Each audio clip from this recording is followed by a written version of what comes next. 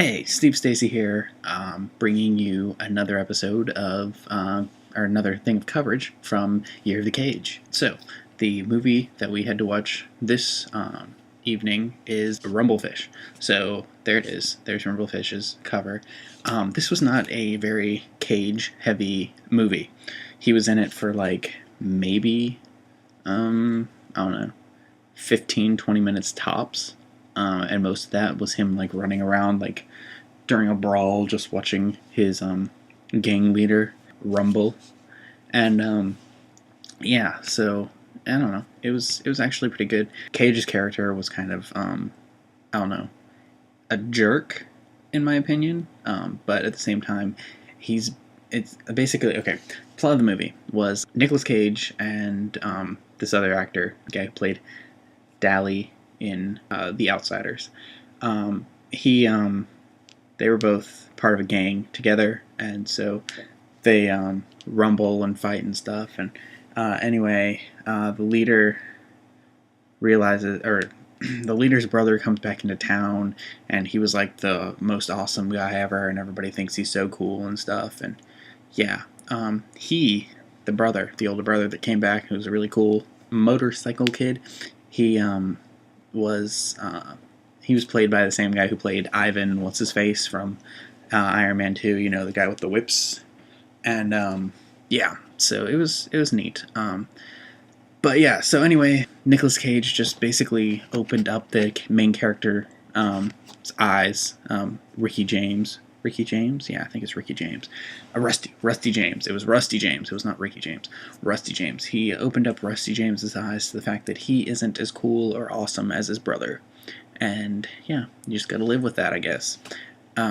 Anyway, yeah, so this brings me to one part of the Nicolas Cage movies that I hope I don't have to keep continuing doing, but there was a problem. Not a problem. It was just a thing that I feel like could have been done, and it would have made, it wouldn't have taken that long to do. But I don't know, you're working with a bunch of extras, so maybe it's wrong. Anyway, movie clip's going to show up here, it's going to fill up the screen, and then we're going to talk about what we just saw.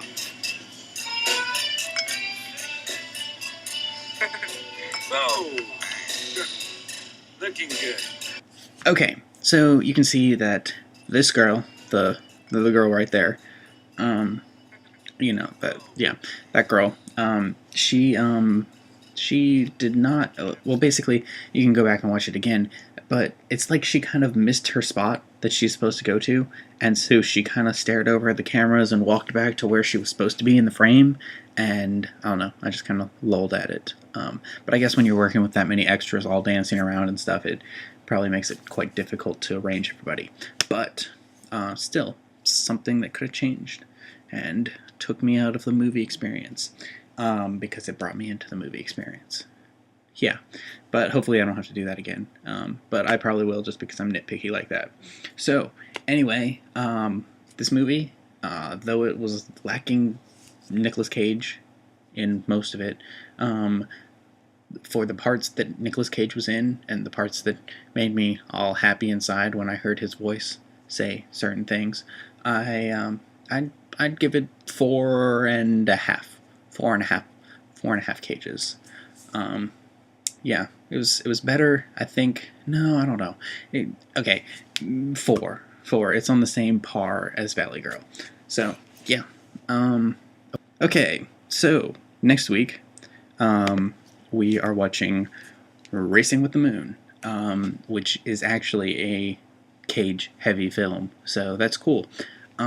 Also, one thing I wanted to mention that I haven't mentioned yet, and I just found out about, Alex Navarro, the guy from Screened who started this, he actually has